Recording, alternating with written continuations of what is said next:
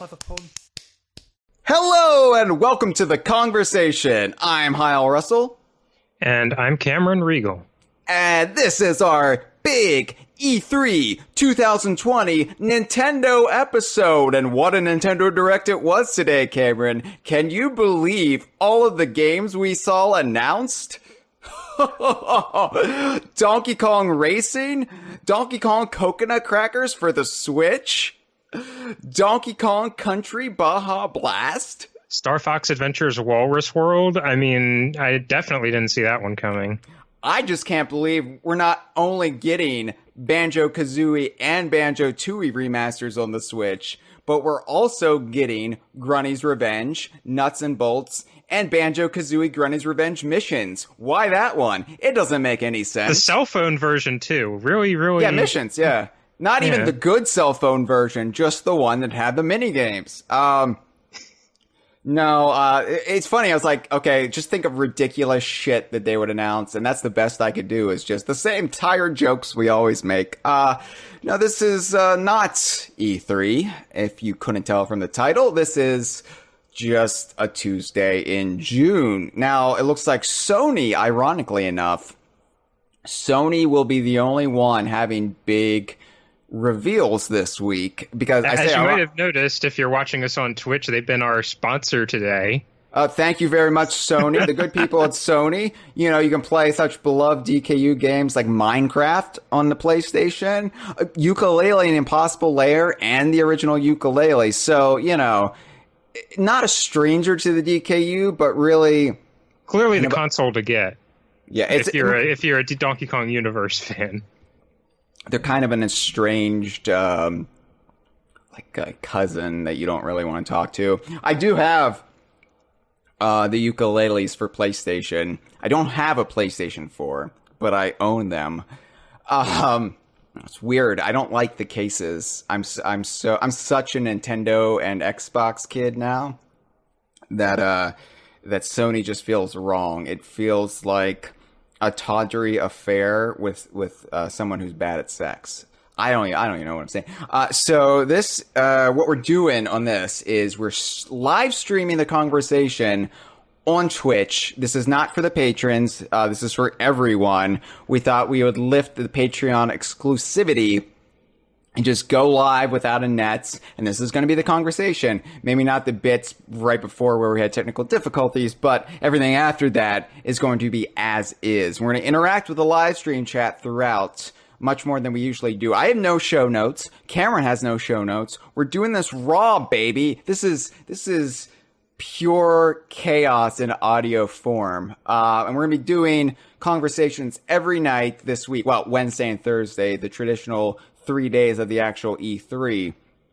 And yeah, it's weird that Sony's doing something, because they have essentially abandoned E3 for the past 2 years, which suits us just fine normally, because again, we are there for the Donkey Kong universe, we're there for Rare, we're there for Playtonic, we're there for Nintendo and Donkey Kong. So there's really like no reason for Sony to get in our way. And their floor space has kind of just been devoured by Nintendo.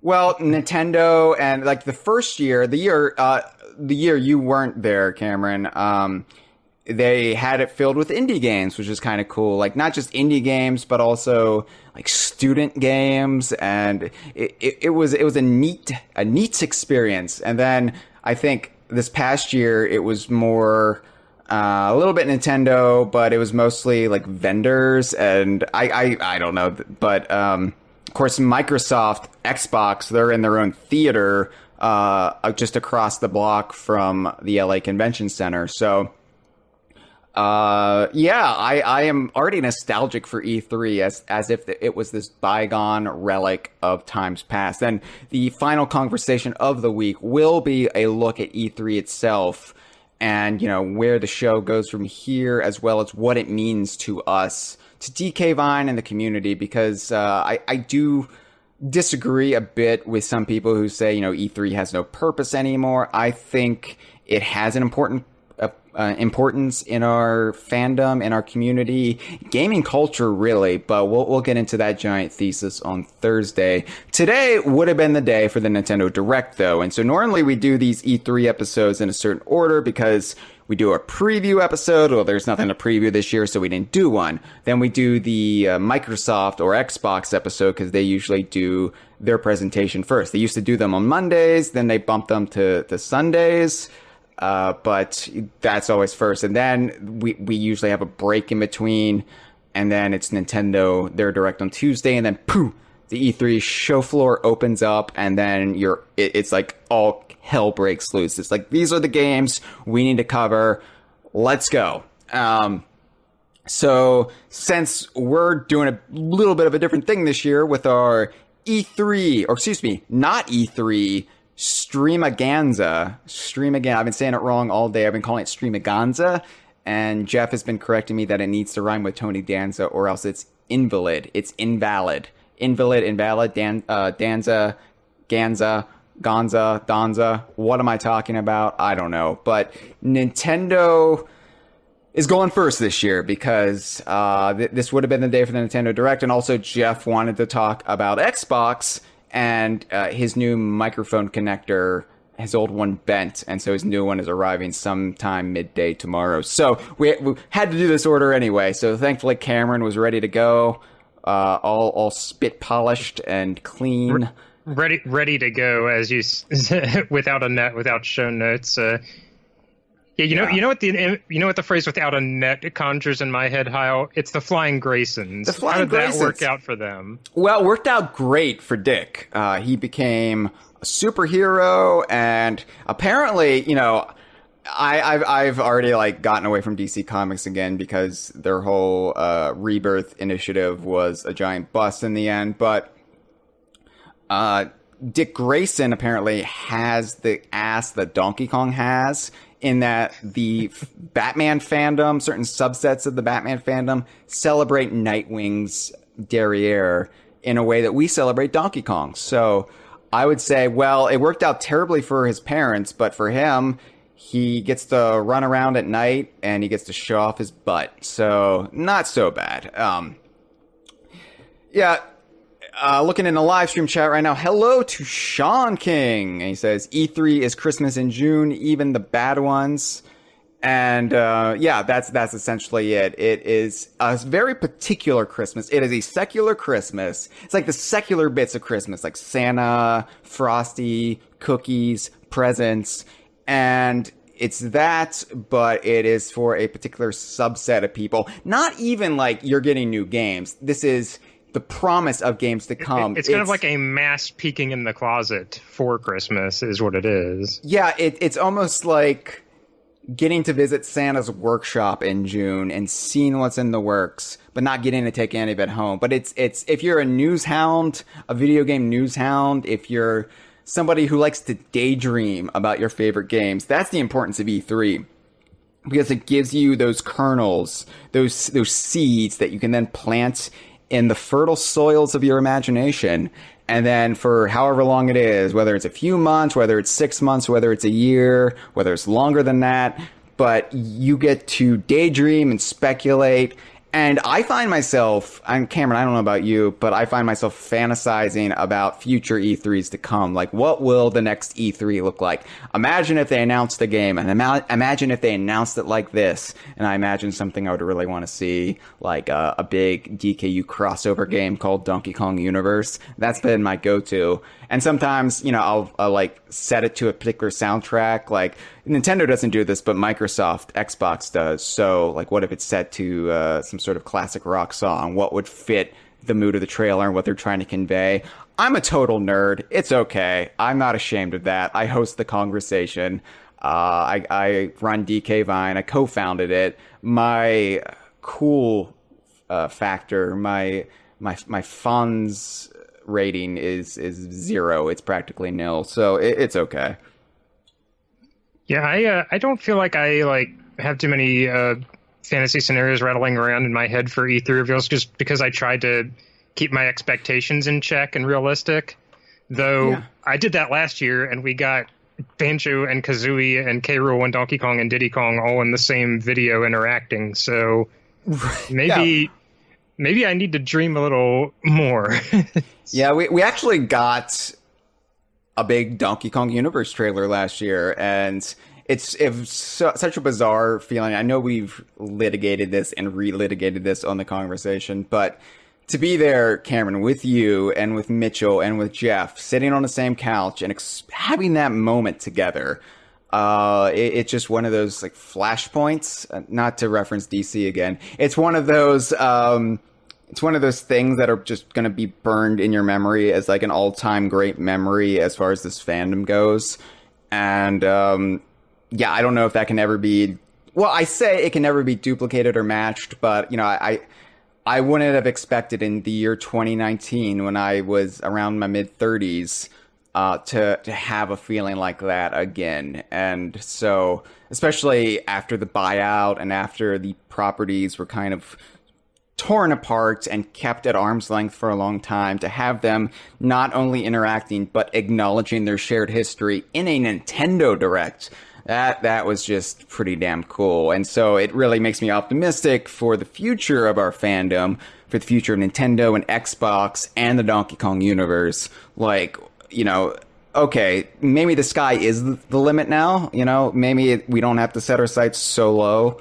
So it's okay to dream. It's okay to be optimistic. And I think E3, now it's a two-sided coin, because, you know, E3, you can go into it, you know, with all of the hopes in the world and then walk away with utterly nothing. I think back to E3 2011, 2012, you know, the post DKC returns E3s were fairly abysmal, but it really started ticking around. And then since E3 2015, we've had a lot to talk about every year, more or less. Since Rare's had a renewed presence at E3, since Playtonic has been a factor.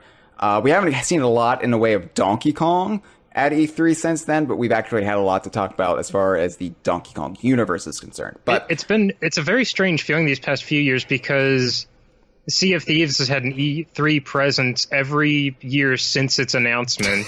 Yeah. So it's kind of weird to have just a constant, we know that it's going to be at the show in some way, so there will be something we can talk about. But, you know, Sea of Thieves had been out for over a year by the time of last E3, so it's like, well, at least Sea of Thieves will be there, as if that means anything to the people at home.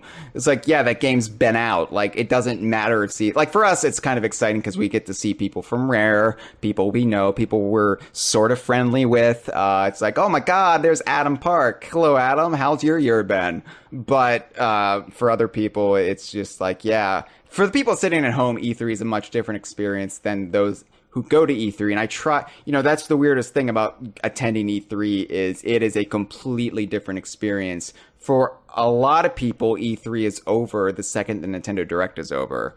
And like, that's really when E3 is just beginning. And if you're there, you know, you understand that. But I've tried to convey what E3 feels like a little bit through our coverage and through our kind of fetishizing of E3, because we started out as kids doing DK Vine or reading DK Vine, and so E3 was like this magical Candyland, Willy Wonka's chocolate factory for us. And then to actually like grow up and being able to attend as media, it was like a surreal shift in the perspective. But I enjoy it. Like, it's stressful going up to it, but I have to admit I miss it a bit this year, although having the not E3 Stream-A-Ganza is definitely helping. If we weren't doing anything this year, I think I would be actively depressed, but this has kind of pulled me up, and it's like, oh, this feels a little bit like the magic, just a constant like stream of video games, just living, breathing, sleeping a little bit video games, because I kind of nodded off for about 30 minutes during Bleeding Edge today, I have to say. Bleeding Edge is a fine game, I just suck at it, so eventually I just threw in a towel and just watched my dude die. Anyway, but maybe Jeff and I will talk a little bit about Bleeding Edge tomorrow. This is the State of Nintendo episode, Cameron, and we should probably talk about the state of Nintendo a little bit. But really quick, live stream chat. Flying Ragey says, as a Geno supporter, I know a bit about dreaming. And I completely relate, because for the longest time, being a K. Rool supporter was the same as being a Geno supporter or a Banjo-Kazooie supporter. So, anything's possible. Gino's probably one of the most requested characters now that hasn't gotten in. And Sakurai and team are listening, and I'm not saying it's likely, because I think the next batch were they all requested by Nintendo, or they're all, like, I don't know if Sakurai had a hand in any of the next batch for the Fighters Pass, but... If I remember correct, it was, like, Nintendo ultimately decided the picks. It may have... I think the process is deliberately kept vague, because if they outlined it specifically, well, the online fans would kind of throw an absolute fit over it. Yeah. No matter how fair or impartial or reasonable the process was. But yeah, I guess the state of Nintendo right now is they are rolling in Animal Crossing money. Yeah, so it's weird how Nintendo entered this weird Animal Crossing hibernation right when COVID started sweeping the globe. And I don't know if this was by design. Like, obviously we would have gotten a Nintendo Direct today, right? Like, had things gone to plan, had E3 not been canned back in March, we would have probably gotten a Nintendo Direct. Like, it would have been business as usual had there not been a worldwide pandemic. And then, of course, other world events are happening right now. It would have been a fraught time regardless. So it would have been weird to see how E3 would have shook out this year, even if it was like all schedules were greenlit, everything was good to go. But yeah, like the intention would have been, I think, for Nintendo Direct today. So you got to wonder, like, are they just keeping everything close to their vest? Like, what is the plan? When are we going to find out what was coming?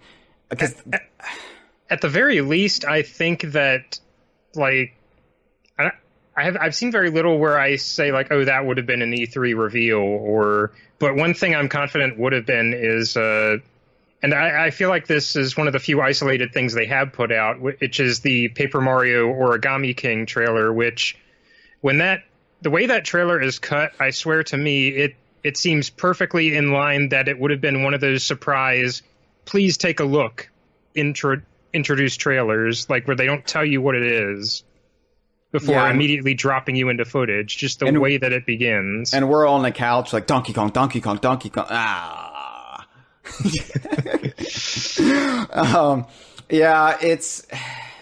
I think maybe they went ahead and pulled that out because, like, the release date was going to be coming up anyway, and so it's like, well, we'll just drop this as a surprise, and then that will get us through till, like, maybe midsummer. I expect a Direct by August that would have had a lot of the E3 reveals. Now, obviously, Ellie in the room, Taj in the room, Elliot, the elephant from Donkey Kong Country Returns, in the room.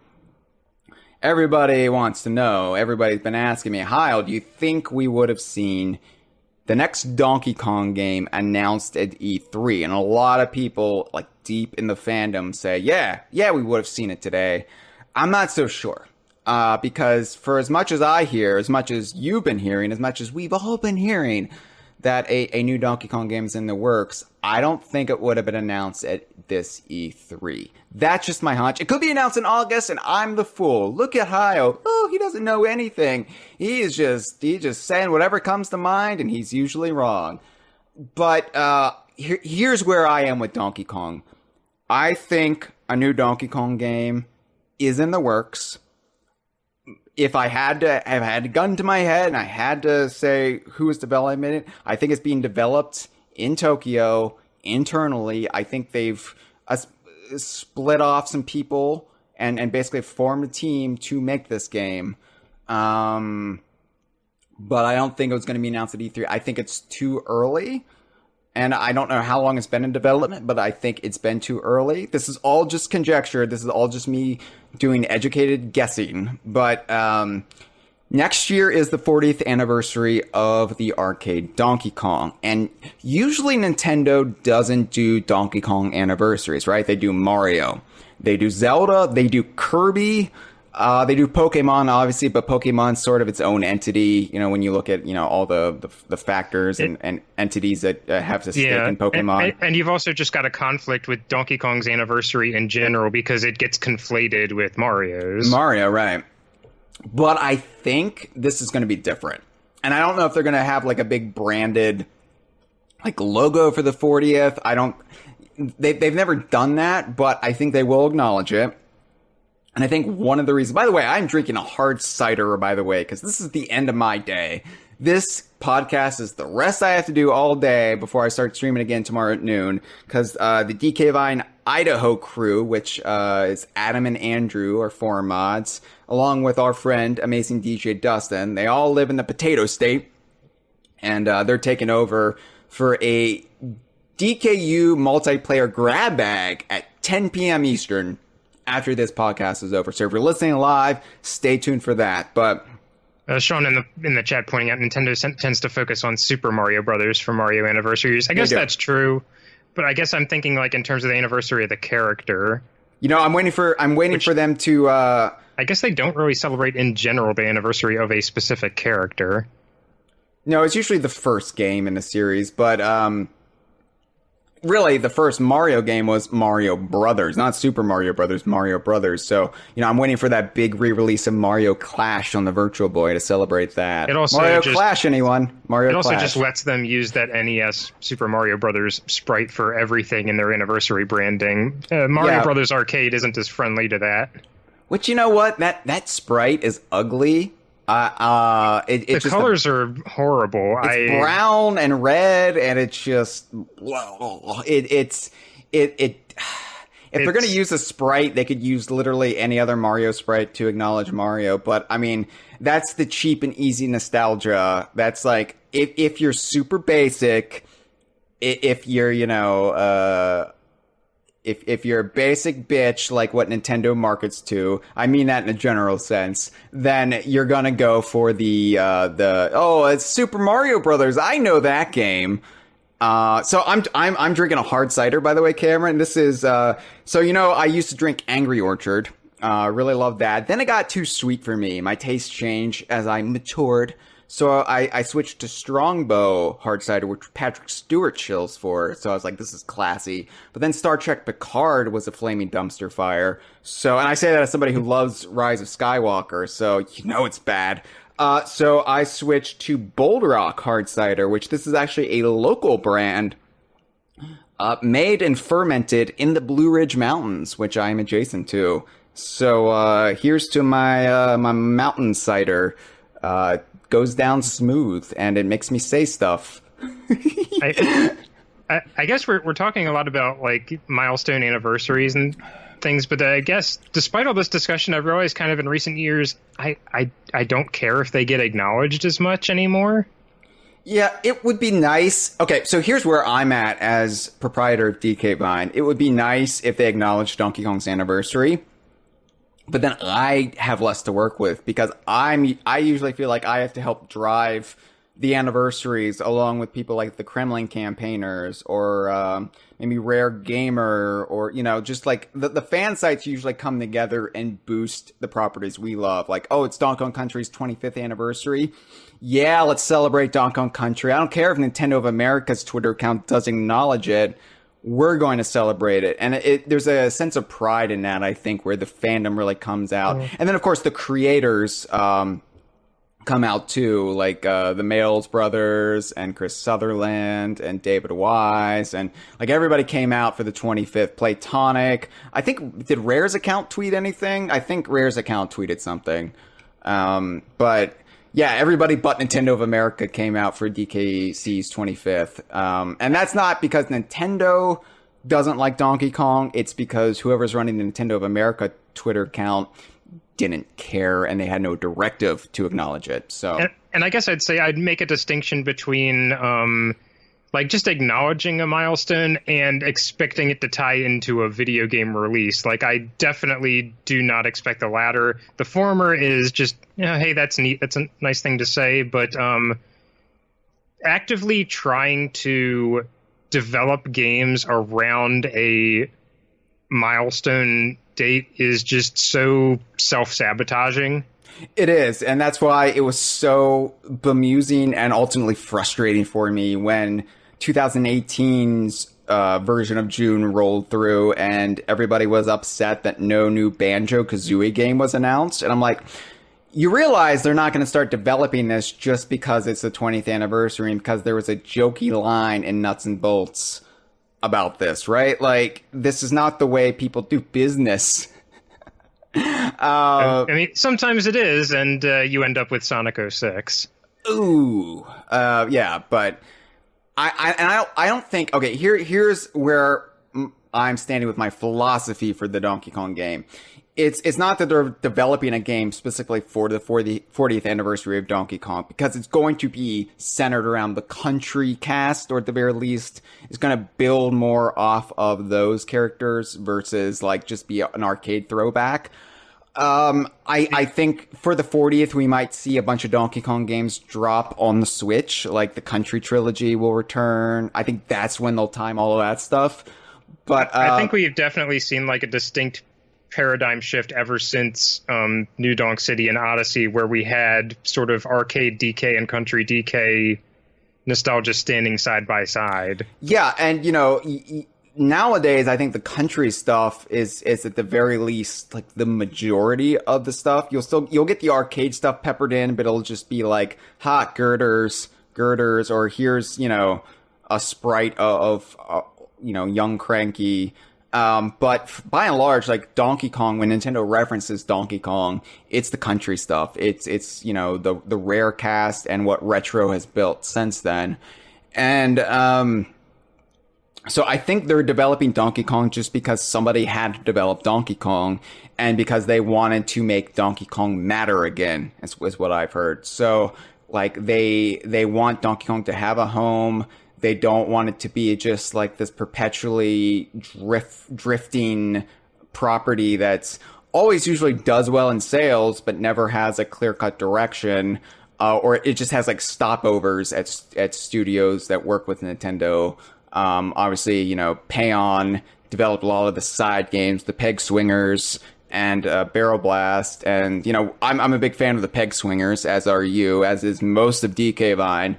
They really kept the torch lit during a time when a time of uncertainty. King of Swing got me back into Donkey Kong Country. Yeah, I remember the E3 where they announced Jungle Beat and King of Swing, and so there's this dichotomy of like two very polar opposites of like, so wait, we're getting the rare stuff like heavily referenced in this. Like when we saw the screenshots of the flip flaps, we didn't even know them as flip flaps at the time. They were just the DK64 bats. It was like, wait a second, those are the DK64 bats. They were referencing the DK64 bats. Our fandom never gets to have stuff like that. So King of Swing was a big deal. That was a weird E3. I think E3 2004. Because, you know, we also had Donkey Konga around that time. We had Jungle Beat, and then on the rare side of things, it was like all about Conquer at the time. But yeah, so I think they're developing a new Donkey Kong game. I don't think they'll announce it next year, just because I don't think it's ready to be announced. Could be wrong. They could announce it sometime later this year, but we definitely won't see it until sometime next year. I would say holiday 2021 at the earliest. But they've also got this big Donkey Kong, essentially, theme park. It's going to be a big part of Super Nintendo World in both Japan and Florida. So, and I don't know about the one in California, but we have seen evidence that it's being built in Japan as well as Florida. So, that's going to be like, what, almost a third of the park is just centered around Donkey Kong. So they're investing. The area looks like shockingly large to me. It's huge, yeah. They're like, investing even heavily, knowing what they were planning. They're investing heavily in Donkey Kong right now. And Nintendo is not one. Like, there's no F-Zero track at Super Nintendo World being built, right? Nintendo, for as much as, you know, we have chalked them up in the past as being whimsical or very, like, regimented. It's like, well, we are the studio that does this franchise, and we make Kirby games. We're gonna make Kirby games, Kirby games, Kirby games, Kirby games. You know, stuff like that. I think they also they do have business plans, and they do have ways of marketing, and there wouldn't be a giant Donkey Kong attraction in their massive multi-million-dollar theme park extensions of Universal if there weren't plans for Donkey Kong. They want to build this IP up. It's especially like staggering to consider like the early pitches for this Nintendo area at Universal were more of a casting a wide net over Nintendo IP, and gradually it narrowed in scope to just sort of Mario and like Yoshi adjacent and Donkey Kong as its own distinct thing. And that's a pretty damn good deal for us. Yeah, you know, Donkey Kong obviously can still appear in Mario games. Mario Kart, is it Tour? Or yeah, Mario Kart Tour. Block it out of my head. That most recent thing, but they are, like, besides that, they have been kind of separating Donkey Kong from just being a subset of the Mario brand. The marketing, merchandising departments of Nintendo did this a long time ago. Like, when you buy into the Super Mario IP now to make merchandise, the Kongs don't necessarily come with that unless you're grandfathered in from a previous deal. There's a separate DK license now. And so we're getting a calendar for 2021, and we've seen all sorts of stuff like shot glasses. It's weird the stuff they have merchandised, like shot glasses. Cameron, they know the audience of Donkey Kong. They know. But yeah, like it's interesting to see that, because for the longest time post buyout, Donkey Kong was just included with the Super Mario merchandise, which was admittedly a line that sometimes paid off for us, because it meant that when Mario got copious amounts of merchandise, we would get DK merchandise in the runoff, like little figurines of Diddy and Dixie. Yeah, but now we can go into Box Lunch and buy a Funky Kong t-shirt, right? Like, that's the world we live in right now. So, I mean, assuming, you know, you wanted to risk going in and, you know, you have to wear a mask. You should wear a mask. Your oatmeal-colored shirt featuring a Donkey Kong Country 2. Yeah. So, anyway, so yeah, that's where I'm at with Donkey Kong. Something's in the works. I don't really know if it would have been this E3. I know, like, we like to ride momentum. If we have a good E3, we expect the next E3 to be even better, and it usually doesn't pan out like that. There's usually, like, a come down year. And the weird thing about this year is I feel like usually at E3 I'll have a good feeling like, oh, we might see a Donkey Kong thing this year, or oh, we definitely won't. This is the year where I feel like more middling than I think I have in a long time, because I'm confident something is in the pipeline for Donkey Kong, but I have no idea how far out. Here, I think it feels too soon. I don't know. I think, of course, that's the thing. That's why this episode was an enticing topic for me, because I have no idea what Nintendo's doing, right? We know there's the new Paper Mario game, the origami, what's it, who's it's. There's that. They announced that, and Donkey Kong does have a paper mache head in the game, but it's just a reference. There's also Samus's helmet, weirdly enough. So as like a paper mache thing you can wear, according to this like end scene in the trailer. I don't know, but it's not a physical appearance of Donkey Kong. It's a reference to Donkey Kong. I liked that paper mache head because it kind of had like this dead-eyed, like dopey stare, like almost like the Smash 64 model of Donkey Kong, a little bit, just kind of. Though that's a fun DK face. That horrible cone head, like pointed triangle of like the worst Donkey Kong model, and I say that as somebody. Oh, Mario Kart DS is worse. Okay, yeah, Mario Kart DS is worse because it's been gassed with Smilex.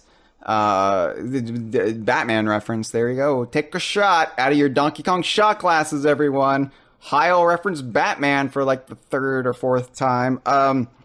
But yeah, he's got the permanent like rictus grin. It's just like, what are you doing? And I'm looking at like our episode artwork, and it's the Smash artwork, and I was like, that's how you do a toothy grin, I think. Like, yeah, it's okay for Donkey Kong to have teeth. Like, I think a lot of people got hung up on all the vitriol on DK Vine back in the day, but no, you can make Donkey Kong smile. That's totally fine. Toothy Grin Jackass was a shorthand for how Donkey Kong's being represented more than just his physical characteristics. But we kind of got lost in the weeds with that messaging. Yeah, I think it's just, for me, it gets weird when, no, he has to have teeth out all the time. Like, that's his default expression. Like, Donkey Kong's not Wario. No, and it's funny to me how in the Banjo-Kazooie reveal trailer, the Best Friends trailer, how Donkey Kong's teeth immediately retract the second Banjo-Kazooie showed up. It was like, oh, Rare's looking. Oh, quick, hide my teeth. They don't like me to show my teeth. I mean, I don't know if that was purposeful, but it was a weird, like, wonderful touch to suddenly have Donkey Kong completely gummy again, like just to have the gummy mouth again, like he did back most of the time in the Rare days. What a good trailer! Let's just talk about that trailer, Cameron. Oh man, I'm glad we got video footage of the reaction, because I might not believe it happened. Toothpick Bird says, "I think the teeth is more a reference to the original Donkey Kong sprite," and it is, and that's part of the problem. Why? The thing is, though, Arcade DK closed his mouth too. He did. I like, but I think like there was this trepidation when Rare was bought by Microsoft, where all of a sudden, right?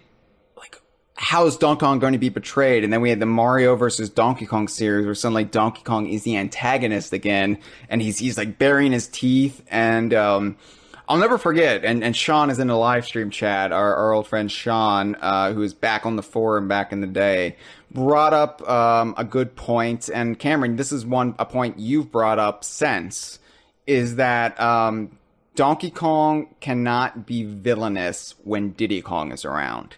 So, because for whatever reason, it's impossible to portray Donkey Kong as a villain when he's got Diddy by his side. Well, it's because Diddy has to be the impressionable young Kong that looks up to Donkey Kong. Yeah, and so all these games where Donkey Kong didn't have Diddy by his side, Mario versus Donkey Kong, Jungle Beat, where he seemed like this brutal, like, rampaging madman. And I love Jungle Beat now. Like, I've really come around on Jungle Beat. All of those hurt feelings back then, they are completely gone. Most of the anger was based on a mistranslation of an interview that IGN ran with and never corrected, and it wasn't until the last year where we figured out, hey, that was mistranslated. Actually, what they're really saying is that they didn't want to use Donkey Kong Country characters because they felt it was doing a disservice to Donkey Kong Country characters by being in this game. The standard, like, Nintendo shtick, by the way, why different Nintendo teams don't use each other's characters, why you've never seen Waluigi in a Wario game. And you would think, why wouldn't Waluigi be in a Wario game? Nintendo owns all these characters. Why don't they just use them? And it's this culture of respect that makes sense, but can be infuriating for the fans who just want these characters. And it's a little bit different with Donkey Kong, though, because the people who made most of them are Rare. And the people who worked at Rare either still work at Rare, now work at Playtonic or elsewhere. And so they kind of like have to use the country characters or they won't get used. And so you've been seeing a slow reintroduction. Well, we had like the slow reintroduction, a lot of them, and then the scale back when Retro took over, and then the slow gradual adding of characters again. And you've seen this in other franchises too. Like, I remember like back in the early 2000s where it felt like it took forever for the Koopalings to be in another Mario game. That's true. Like, yeah. And it's funny, be careful what you wish for, because I was like, where are the Koopalings? I love the Koopalings. And then they brought the Koopalings back. I'm like, I'm sick of the Koopalings. Can we give the Koopalings a damn break? Why are the Koopalings all in Mario Kart and Diddy Kong isn't? So, that bit me. That was a monkey's paw situation right there. Ironically, I didn't get the monkey paw. Did it have prosthetic golfing fingers? Yeah, I didn't get the monkey paw I wanted attached to the monkey I wanted while driving a go-kart. Although, weirdly, I did get him in Mario Kart 64. We're going to talk about that once not E3 is over. That's going to be a Kongversation mini that's going to come up very soon, maybe even next week. Diddy is in Mario Kart 64, apparently. What the fuck is even happening? 2020, give me a break. Anyway, so I guess the point is have we come to a point yet about Donkey Kong? Be patient. Don't get discouraged. It might not get announced this year, but keep the faith. We're going to be rewarded for it. And at the very least, we have the amusement park coming up. And that's going to be huge. It's going to be our Galaxy's Edge. I mean, it's much smaller and much less expensive and a little bit less thorough, but we're going to get to buy stuff from Funky's Flying By. Come on. Come on. Ellie was in the little diorama of what... I don't know if Ellie's actually going to be there, but what the hell? What the hell? Just Ellie, the fact that those ideas are even being kicked around is amazing to me. Because I always think of Nintendo IP as being like so carefully curated when it's spread out into merchandise. Like, okay, no, you use only the most recognizable imagery and characters possible. You have to go like more than 2 degrees of separation. It's a no-go. And I wonder, like, did Nintendo send them a list of characters they could or could not use? And if so, was Ellie on the list they could, like, what the hell? But yeah, exciting times are ahead. And, you know, the conversation started in 2013 when the season 1 of the Kongversation, for the first 6 months, we lived in a pre-tropical freeze world. So all we had was Donkey Kong Country Returns, which was over 2 years old at that point. So it was like, are we actually going to get more Donkey Kong games, or is this a one-off? And since Tropical Freeze has come out, there's been plenty to talk about on this podcast, and I think that's not going to stop anytime soon. No, I think there's something in the air, and we have things to look forward to from here on out. I don't think there's ever this doubt that Donkey Kong is going away again. Well, there is this kind of obtuse failure to acknowledge fear, it. not... Yeah. So it's funny the way this is working, because the Donkey Kong fandom, now you get some negativity. You get like the people who are usually like down in general, just the people who are conditioned to always expect the worst from what we get as Donkey Kong fans. But by and large, from what I'm seeing, the Donkey Kong fandom is the one that's collectively optimistic about Donkey Kong having a game on the Switch, a new game coming out on the Switch relatively soon. And maybe that optimism is partially spread by this podcast, but it's also just all the evidence out there. When you go outside of the Donkey Kong fandom into the broader Nintendo fandom, which Nintendo online culture, as we know it today, seems to have mostly been built in the GameCube era, when Donkey Kong had this kind of uncertain fate, and when we had all of this backlash towards the Donkey Kong Country series. And as a result, you don't really see Donkey Kong celebrated much in broader Nintendo fandom. Like, if people are into Donkey Kong, they usually get sucked into our neck of the woods. And all the collective Rare fan sites and Donkey Kong communities. Like, we're basically a network of friends at this point. Like, we're all allies. We're all part of the same shared community. But outside of that, nobody's talking about a new Donkey Kong game. Nobody's even speculating on a new Donkey Kong game. So there's this weird split, this bifurcation of, like, yeah, Donkey Kong's definitely coming. And what are you talking about? Where are you getting this? Donkey Kong. Why would they make a Donkey Kong game? Donkey Kong. It's not even an important Nintendo franchise. Donkey Kong belongs in Mario Kart and nothing else. Maybe I'm being hyperbolic there, but Donkey Kong, I feel like, is also in this weird spot where, I mean, we've said it forever. Without Rare, Donkey Kong has kind of been left wanting for a home. yeah. But we also know that it's valuable intellectual property that has obvious routes to go. And I feel like most video game franchises kind of fall on one side of that fence or the other when new entries stop coming out. And we're kind of in a spot where, yeah, they don't necessarily have a permanent home. They kind of go back and forth, but somebody will make this game. And you've got to keep in mind, too, that Donkey Kong has a leg up over things like F-Zero or even Star Fox, because Miyamoto's first game was Donkey Kong, and even Star Fox has kind of had both problems that I just alluded to, because it gets bandied back and forth between different developers, and the sales numbers aren't particularly amazing historically. Well, and also but there is an enthusiasm in the property. They keep remaking. It's I have Fox McCloud on the episode artwork, so we got to talk a little bit about Star Fox, Cameron. Yeah, I don't know. Star Fox is like a weird thing because had Rare stuck around, had Rare been bought by Nintendo, because that would have been the criteria for them staying with Nintendo, right? Nintendo outright buying them. Had there not been all of this turnover at Nintendo and Nintendo of America right around the time that Rare was looking for a buyer, and then Microsoft was getting into the video game market, had Nintendo actually bought Rare, I think Star Fox Adventures might have been delayed, and they might have been made it a little bit more robust and a little bit more polished.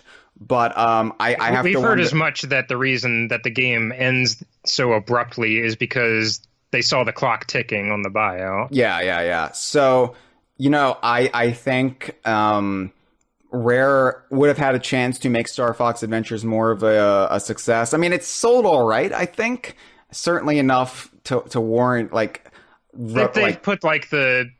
their like greatest hits label on it, or Player's Choice, I should say. I think that's the label. It might have been underwhelming compared to 64, but it still did pretty all right, especially compared to later entries in the franchise. But, I think had Rare stuck around, Star Fox would have essentially been their baby, at least the Star Fox Adventures brand. So after Rare left, like, Star Fox was kind of without a home, and it jumped to Namco for Assault, which... Honestly, I love Assault. I think Assault is the most fun traditional Star Fox game because it's not afraid to evolve the formula and add to it, and it feels like a true sequel to Star Fox 64. But narratively, lore-wise, it's also a sequel to Star Fox Adventures. It's a game I've only gained more respect for with time, because I think. When it came out, I was obsessing over all the little things that didn't feel quite right to me. Yeah. And nowadays, I just appreciate all the ambition put into ways that I did want the series to evolve and change, or routes that did seem like the obvious moves to take to me. And then there's Star Fox Command, which I think broke the series. It kind of did. I think there's a way out of Star Fox Command that people elect to ignore, but it still it kind of breaks the toy for somebody else, for the next person to play with a little bit. And I think you could have picked up narratively where Star Fox Assault. I like about 50% of what Command does when the story begins from where it picks up after Assault, because Peppy would take over for General Pepper. That makes the most sense for his character. But then the team splitting up entirely again? Like, what?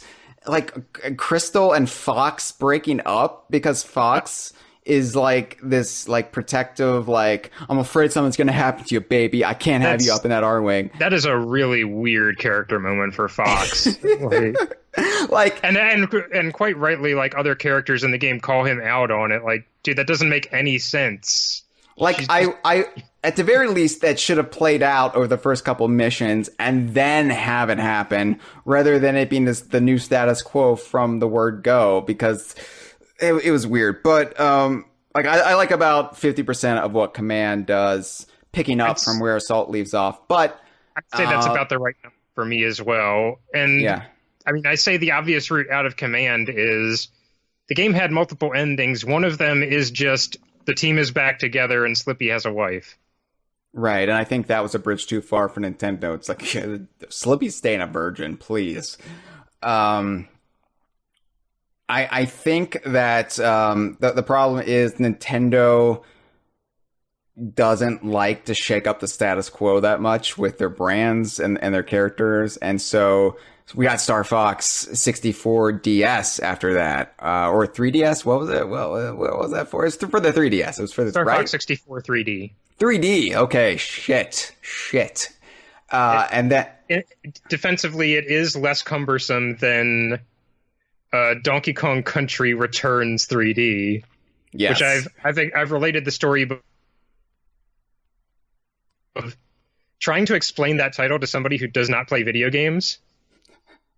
Yeah.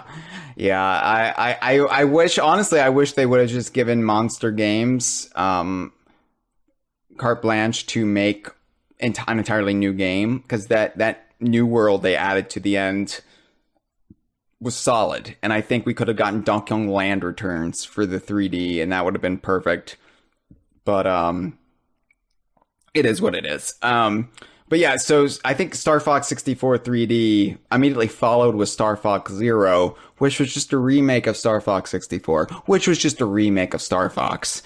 Yeah, when you do that one after the other, it really calls attention to how much Zero is pulling from Star Fox 64 in a very redundant way. It's just weird, not really for the better. And, you know, I don't know the way out for Star Fox. I don't know if there is a way out for Star Fox, which is a shame. And it's like, I was so unenthused about Star Fox Zero. I really was. And, I mean, I guess it's fine. It's just, if you're going to make a remake of a remake, and that first remake is considered a Stone Cold classic, you've got to be like bringing something new to the game, and I don't think Star Fox Zero really did that.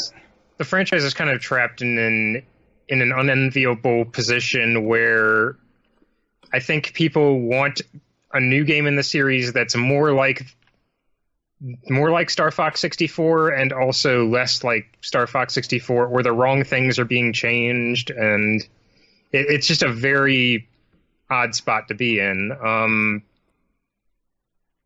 I would say Starlink, which had the Star Fox characters in it, took a very interesting direction with the characters, and I would be down to even see that team handle a Star Fox game, because Starlink is not a perfect game, but I was just so thrilled to see these characters again saying lines that weren't verbatim copy-paste script lines from Star Fox 64.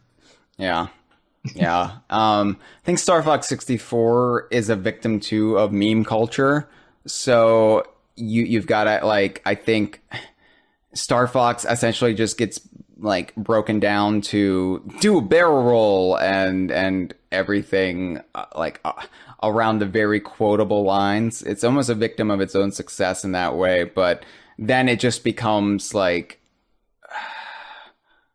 I think stripped of any deeper significance to some people, especially maybe younger gamers. I don't know. Maybe that's an entirely different topic for another day. But Sean is saying in the chat they should just reboot and or build from where Zero left off and reintroduce Crystal in the new continuity. And he says as a Transformers fan he's used to it. I think where Star Fox Assault left off narratively is fine. You could have 30 or 40 games theoretically between that and Command and never have to touch Command again. Command, whatever, is this far off entity at the end of the timeline. You could tell interesting stories that don't involve Andros, that involve the team mostly intact.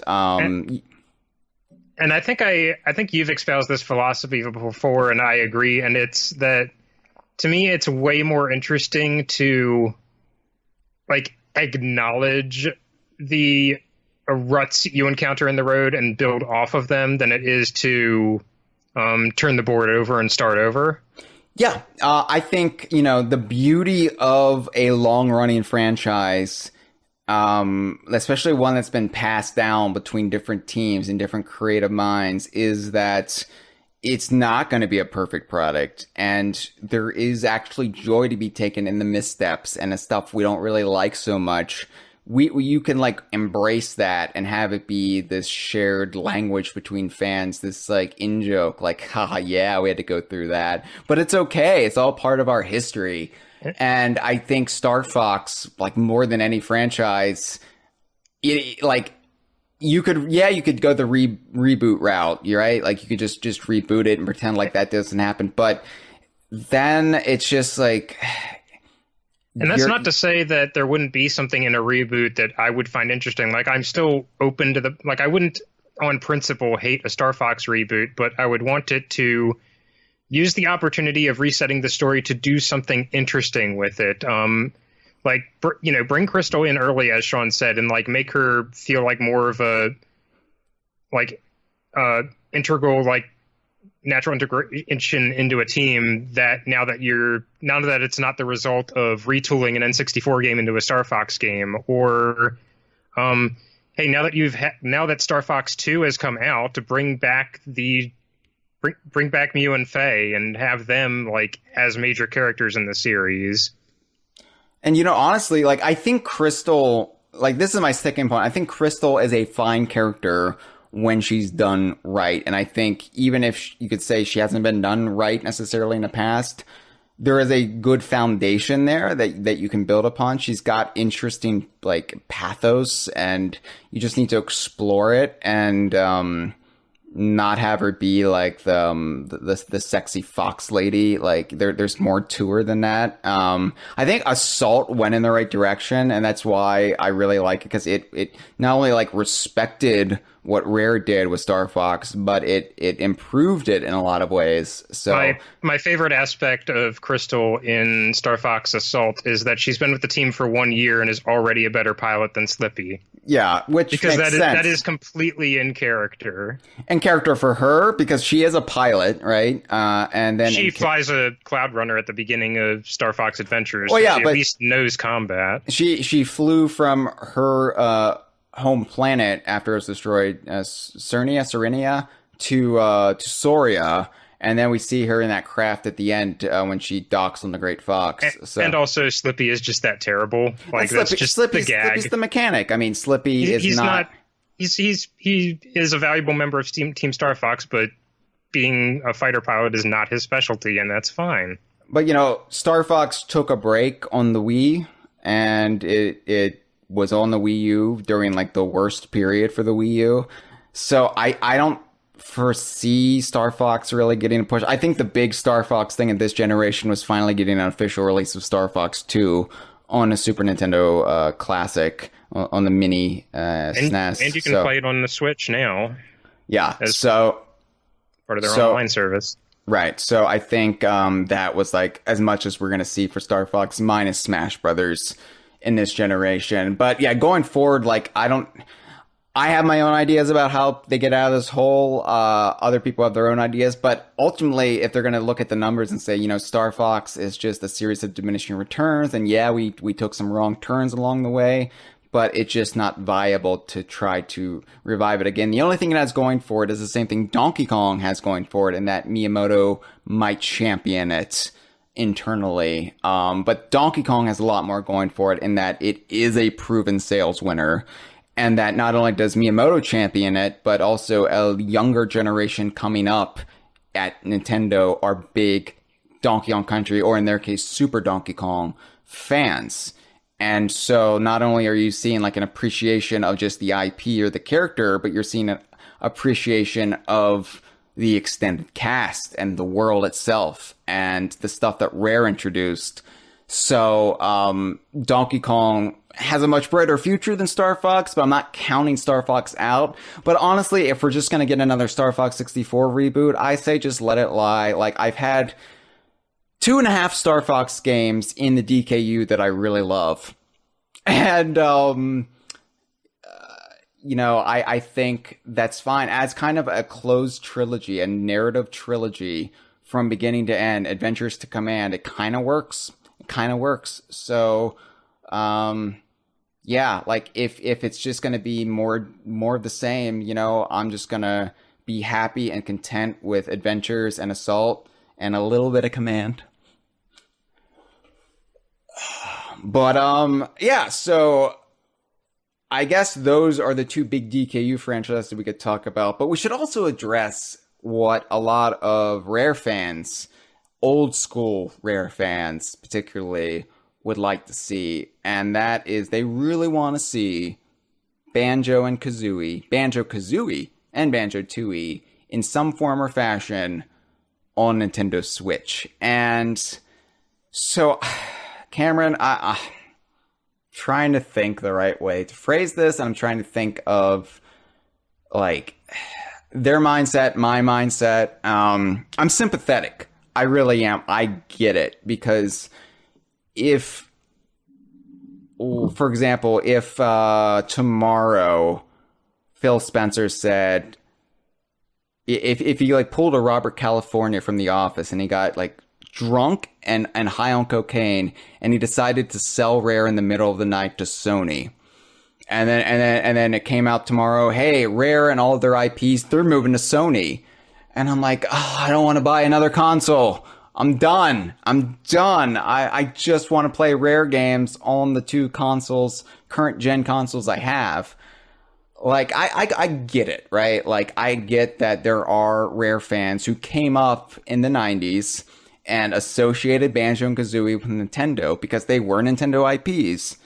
And then all of a sudden, the competition owns them, and they're left like, I'd really like to play Banjo-Kazooie again. I still have my N64. It's a little dusty, but, the Switch is an on-the-go system. I can play it anywhere. It would be so cool to play Banjo-Kazooie. Banjo-Kazooie is in reference to Smash and the characters themselves. It would be so cool to play Banjo-Kazooie on the go on the Switch. And it's a shame that I can't. And it's a shame that Rare Replay is only on Xbox One. Or I could only play the XBLA versions. And I can only play them if I download them or buy it in Rare Replay or have Game Pass. But I have to have this or I have to have that. And I don't want that because I have this. I do get it. And it's not something like, I am a hardcore super fan and it's my career. So obviously I'm going to have an Xbox One and I'm going to love the hell out of it. But,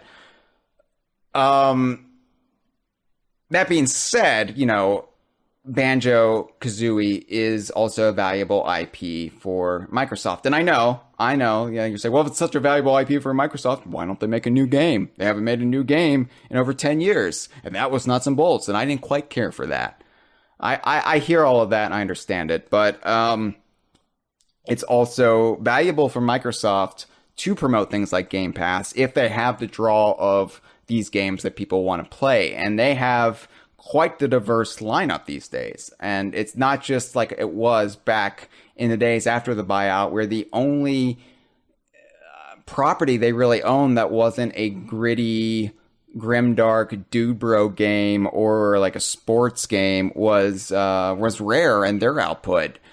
They really have diversified into, honestly, like what, and we'll talk a little bit about this. I'll talk a little bit about this with Jeff on the Microsoft/Xbox episode that we're doing this week. But I think Xbox really matured over the last 5 years into kind of a modern day equivalent of what Nintendo seemed to be veering towards in the mid 90s.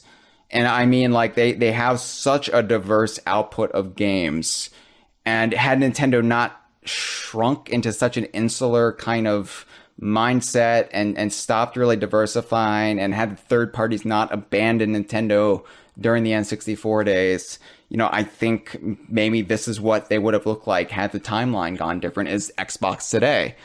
I say all that because I feel like I'm sympathetic to both viewpoints. And because I have feet in both worlds. And I would like to play Banjo-Kazooie on the go. It's great fun. You know, I was playing ukulele on Xbox earlier today during the not E3 Stream-A-Ganza. I played the original ukulele and even played 64-bit mode. I applied that tonic, which was fun. And but it got me thinking a little bit. You know, it would be fun to play the original Banjo-Kazooie, not just the XBLA version, but the original Banjo-Kazooie, the original cartridge software on the Switch in some form or fashion. And, you know, Phil Spencer has been on the record about this. They've put other Microsoft IPs on other consoles. Minecraft is its own thing. Minecraft is, you know, bigger in some ways than a lot of Xbox Minecraft studios. was kind of grandfathered in by virtue of Microsoft not being the ones who originally owned the IP. And if you were to just cut off all of the myriad of ports of that game that aren't either on PC or Xbox, you're just leaving money on the table. The way I think about it is Minecraft is essentially Xbox's Pokemon. It's in some ways bigger than the core brand itself. It has more crossover appeal. It reaches more people than your core brand does. There are Pokemon fans who are not Nintendo fans, right? So Minecraft essentially serves that role under Xbox. But then we also have Ori, a new Microsoft Xbox game that is multi-platform. And so that got people thinking. It's like, well, could we get some of the classic Rare IPs? Like, maybe not Sea of Thieves. Now, Sea of Thieves, for all of the talk when it came out about, oh, this is disappointing, Sea of Thieves has evolved into not just it's been critically reevaluated since it came out, and it's getting high marks now. But more than that, it is a hugely successful game for Xbox and for Rare. I think Jeff was quoting the figures. It was released on Steam last week, and it sold something close to 500,000 copies on Steam the first week alone. 500,000 copies for a game that's technically been out for over 2 years. So, like, Sea of Thieves is huge, but what about those classic Rare IPs that they're not doing much with except, oh, we'll put Banjo-Kazooie in Smash, or we'll like have cutesy things like put Conquer in Big Reunion and Project Spark, or we'll put them in iDarb, this like Xbox essentially indie game. Which will be streaming tomorrow, by the way. Check out iDarb. It's a lot of fun. It's a funny game, too. We'll laugh. We'll have a good laugh tomorrow with iDarb. But why don't they do anything with this? I guess my sticking point when people always bring this up, and the thing that I always gets in my mind, like, first off, yes, I would love Banjo-Kazooie or any other Rare IP on the Switch. I would love to be able to just take one of the old N64 games anywhere and pop it in, but where it always comes back to me is practical logistics, which is like for the extreme example, Rare Replay on Switch is always the rallying cry, or has been a rallying cry, and I always come back to, okay, I'm not sure anybody saying this has actually played Rare Replay, but the only reason that works is because for the back half of the library where you get into the 360, the game itself is functionally a wrapper loading up backwards compatible 360 titles. Yeah. And if you were to carry that to the Switch, you are not only porting Rare Replay and porting every NES, N64, and Xbox Kanagouli's title, you have to port every 360 game, like more effort spent than was to put them in Rare Replay, because you are doing a whole new round of QA for a brand new console with brand new porting with less horsepower than the Xbox One has. Yeah. And without any of the Xbox architecture in place. It's so here's my mindset. How the only way I could really see this happening, and I could be wrong because Phil Spencer seems like, you know, a surprising dude, and he zigs when you expect him to zag sometimes. And both him and people at Rare, they seem to be somewhat open to playing along with Nintendo. But I think the only way we would see Banjo-Kazooie, well, I don't think Rare Replay on Nintendo is a feasible goal at all, and it would a Reggie Fils-Aimé goal, if you will. I think I don't know why I keep bringing up Reggie. He's gone. Doug Bowser. Why don't I make Doug Bowser jokes? Yeah, I'll tell you why. It's because we didn't have another E3 with Doug Bowser, because we didn't have E3 this year, so I don't feel familiar with Doug Bowser, so I can't celebrate him. I spent like years and years with Reggie at E3. It's also we can't just call him Bowser. Like, we need to, and are we just supposed to say Doug? We need like a one-word name, right? So and because you can't call him Bowser because there's already a Bowser in Nintendo, and his name is Bowser. Yeah, that's as tired as do a barrel roll at this point. So maybe we should just call him like Dougie Doug, Doug. Let's just call him that. That's a fun name. My dad's name is Doug, which is weird for me, because I guarantee you, if my dad listened to one episode of The Kongversation, he would disown me. He would be like, "What the hell are you talking about? I don't understand 95% of the garbage coming out of your mouth, son. How old are you? I went into refrigeration to have enough money for my family. What are you doing? You're talking about stuff you were talking about when you were 12 years old." Yeah, I'm a disappointment. It's cool. I'm happy though. It's fine.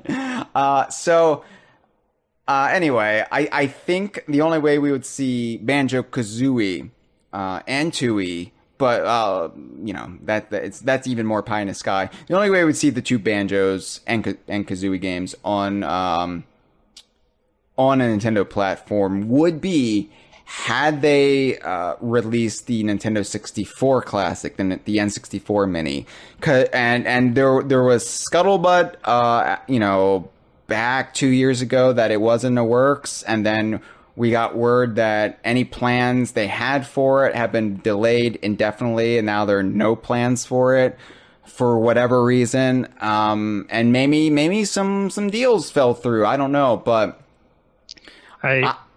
I think what it comes down to me is, and I kind of agree with you. Like what I was trying to go for with the logistics discussion was, I think the only way we'll see Banjo-Kazooie have a presence on the Switch or under Nintendo is, one, if it's just a straight ROM dump of the original game, or there is an equivalent like remaster, re-release something for the Xbox, because I think quite honestly the original Banjo-Kazooie and Tooie are due for reports. In general, the 360 versions, while they have a lot of merit to them, have some like very conspicuous problems that have been very conspicuous for the I think over a decade at this point period they've been out. And the bottom line is, you don't want to devote development resources to putting out a better version of Banjo-Kazooie and Tooie than exists on your own platform. Yeah. So what I was saying was, I think if there was ever an N64 Classic in the next couple of years, you could see a deal inked with Microsoft, with Xbox Studios, with Rare, where, okay, so, because, you know, there has to be some communication. Every time they bring Donkey Kong Country to a new platform, they do have to get in touch with them and, like, get the all clear, because it's complicated. And Nintendo owns the game, but Rare does maybe own some of the code, and it might even be down to, like, the stuff in Donkey Kong Country games that are very much Rare, like not just the logo, but you got like Killer Instinct references. You've got other things, and I don't understand exactly how it works, but we know that every time it does make the jump to like the Wii U or the 3DS, they've had to contact Microsoft and work out something. And I have to imagine it's an amicable relationship, and the reason it takes as long as it does is because you get your easy go-tos over with before you start having to draft the paperwork. Right. And like so you don't have to seek permission to re-release Super Mario World for the 20th time. Because Rare is such a vital component of the N64, I couldn't imagine an N64 Classic without their games that Nintendo doesn't already own, which is what, Donkey Kong 64. So, and even Donkey Kong 64, they have to get, they have to clear some things with Rare. So I think you could see in that case, in something that's basically a closed ecosystem, right? It's not going to be available on the Switch shop. It's not going to be available outside of this physical unit that's being sold. Here are the original Banjo-Kazooie and Banjo-Tooie as they appeared on the N64, available in this would be your Star Fox 2 pitch, right, on the box. Like, available on Nintendo for the first time in almost 20 years. Here you go. Here's Diddy Kong Racing 2. But I think that would be the extent. If it was a situation like that was basically one and done, don't let Nintendo continue to make money off of something. Why buy the cow when you can get the milk for free, right? It would be a product that is very clearly not in direct competition with any Microsoft product. No. Or Nintendo product, for that matter. It's a nostalgia product, and then, there are still substantial differences in the XBLA versions, and if Rare did oversee a remake, or a remaster, whatever, of the Banjo-Kazooie games, then when that came out on the next Xbox, then you've got a drawing point, because everybody would want to play the remastered version, and then this old N64 ROM is not going to seem as impressive, but it's there for the people who want to play it. But as far as getting it on the Switch, the only way I would ever see that happening is if like Game Pass ever came to the Switch, and you could play Xbox games on that. But I think, obviously, Xbox is still focusing on their hardware, and while things are a lot looser and a lot more liberal as far as their IPs and what was happening in the aughts up through the Xbox 360 up until the early days of the Xbox One. Even though the barriers feel a lot more broken now, there are still some barriers, and some barriers that just make good financial sense to keep up. So we're in like a good era right now. If you're a Nintendo fan who's also a Rare fan, who's a Banjo-Kazooie fan, but I don't want people to get their hopes up and chase a white whale that you're never going to get your harpoon in. I think one day Ghost isn't real anyway. I think one day you will see Banjo-Kazooie in some form or fashion, the game, back on a Nintendo console in some capacity. I just think right now with Game Pass and Xbox like going all in on a new system, I think it's just might not be in the cards as soon as people would like. I think we would see a new Banjo-Kazooie game before then. Not made by Rare, overseen by Rare, maybe supervised by Greg Mayles or somebody at Rare, much the way Battletoads is being done with Dlala Studios and Rare co-producing it. That's the way we would see a new Banjo game, but that would be an Xbox exclusive. So, okay, well, we talked about Banjo-Kazooie in our Nintendo episode for a solid bit.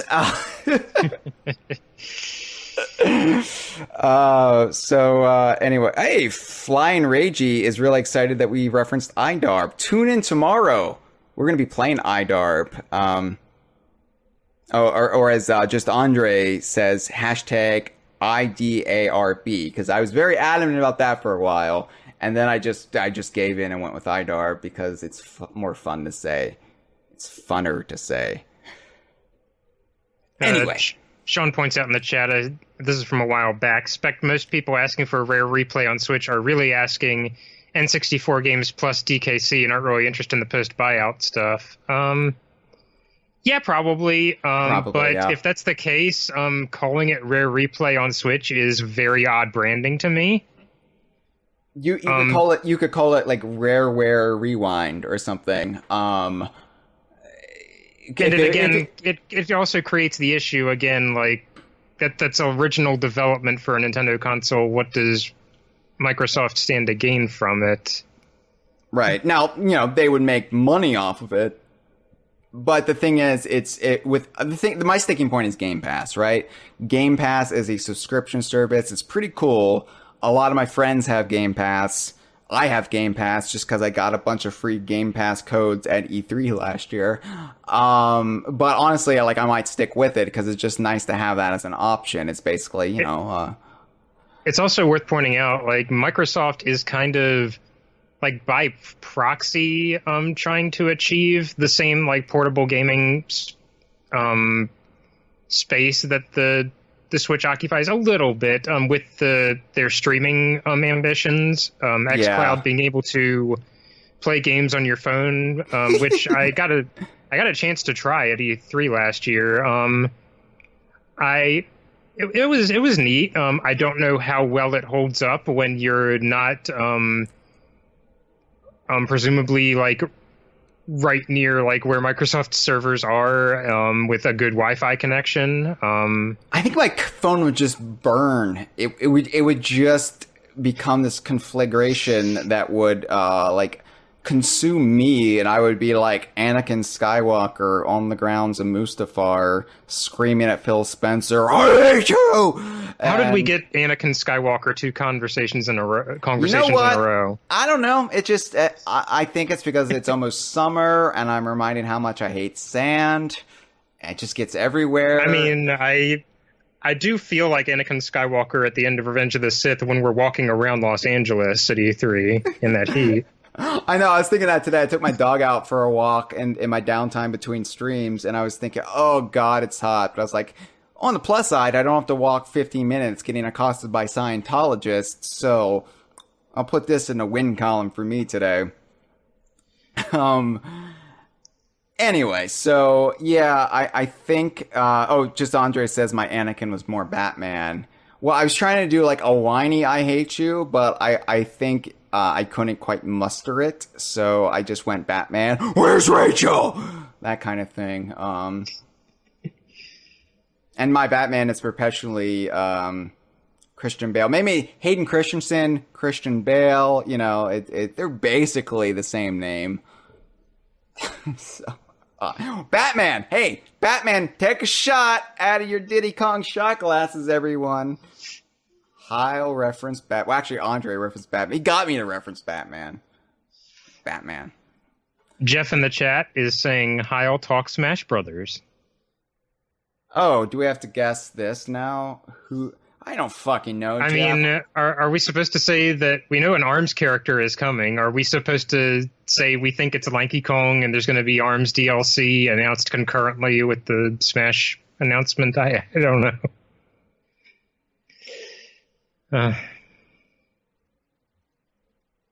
And Jeff says, but Hyle, Sean says, yes, you are. He says, but Hyle, your phone doesn't do any of the processing. It just streams the content from a server that handles the power. My phone would still catch on fire, Jeff. You don't understand. My phone overheats running the Twitch app. Yeah.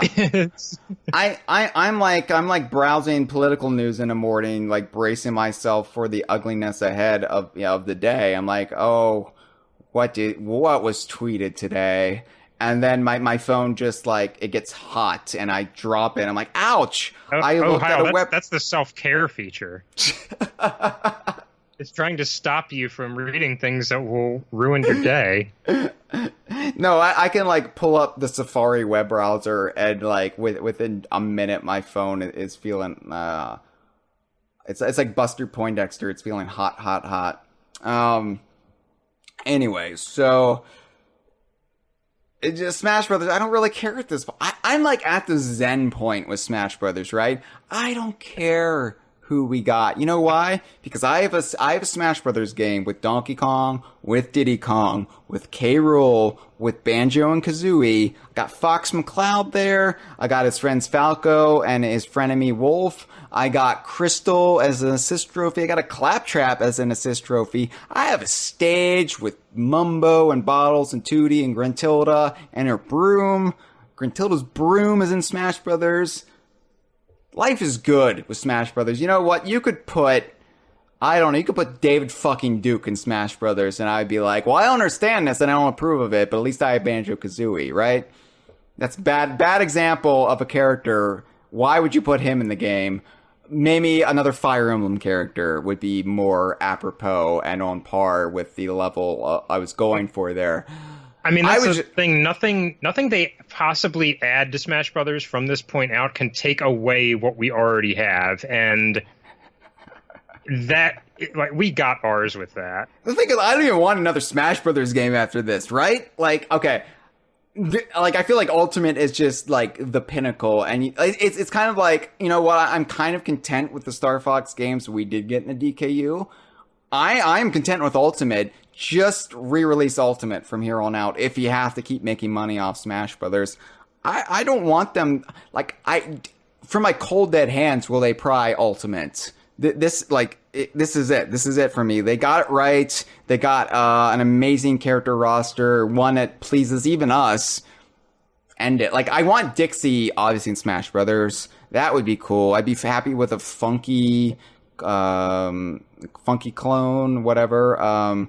But I'd like Dixie and Crystal as fighters, but I'm not about to throw the game in a dumpster fire if it doesn't happen. Yeah, it would be nice. I already got Banjo and Kazooie, and that was something I doubted happening more than Crystal and Dixie ever. As we've discussed on this show, I think having K. Rool in Smash Brothers was so impactful in a way that Dixie wouldn't have been. As much as Dixie, I feel, deserves it, as much as I would love to see her in this game, I think K. Rool meant more ultimately for the Donkey Kong franchise and the vitality of the Donkey Kong franchise and going forward, like, what the Donkey Kong franchise will look like. Having K. Rool meant everything. Yeah, and then Banjo-Kazooie in the game, it's got that boost for the DKU as a broader concept, especially those two trailers, which worked as a pair, which in my wildest dreams I wouldn't have thought like that would have been the case. So it's Banjo and Kazooie and K. Rool are still like such a big deal for me because to an extent they don't make sense in a way that sort of. In a way that, as shown in the chat says, Dixie's the final grail, but she's a very attainable grail compared to the ones before her, so I'm not that fussed. Like, you could be somebody who thinks they see the writing on the wall and sees Dixie announced in Smash and goes, yeah, that makes sense. Mm-hmm. That hasn't really been true of K. Rool and Banjo and Kazooie for a long time. If anything, there have been what look to be walls in place to prevent that from happening. And when you factor in that K. Rool was such a big win for the fan community, it was the fan community telling Nintendo, we love this character. And not just Donkey Kong fans, but Donkey Kong fans convinced other Nintendo fans why K. Rool kicked ass as a character. And unthinkable back in the mid-aughts, right? Sean can attest to this. I know Cameron, you can. Jeff, he's 12, so he doesn't remember. Back when we were looking at clouds in the Subspace Emissary trailer and saying, yeah, that looks like K. Rool. But yeah, I mean, this is like, this felt like unattainable. Even Smash 4, when the K. Rool campaign was going on, it felt futile for a while. And to get that, and to get it done so perfectly, to have the best representation of K. Rool since Rare, and to like nail every aspect of it, and to have him be such a fun character to play as. I mean, I don't that know. really is it, isn't it? It's K. Rool is not there because he was in a recent game. It's not there because he's going to be in an upcoming game. He wasn't there because he's just he always will around, be. He and you will be, expect but him. he will be He in an was upcoming there game because of because- Smash. Right, but he was there because people wanted him to be there. Yeah. And because of that, he is now one of the most important Nintendo characters. He is like right up there in the upper pantheon of Nintendo greats. And like K. Rool for the longest time was such inside baseball, and I don't say baseball because he was in Sluggers. I say that because like K. Rool mattered to our fandom, right? But to that outside Nintendo fandom that I referenced earlier, he was just a Bowser clone. He was just somebody who kind of looked like King Koopa from the Super Mario Brothers Super Show. He wasn't he wasn't this known entity, and he was dismissed when he was thought of. And now people love him, and he's like celebrated, and like they understand what makes the character so special. The same reasons that we fell in love with him back in his original appearances are being celebrated because of Smash. And so because of that, like, honestly, I don't care. I'll still be following along. I'll still be pulling for, you know, another DKU character. But at the end of the day, if we don't get anything, I just want the most fans possible to be happy. I want other fandoms, other series to get their K. Rool moment or their Banjo-Kazooie moment, right?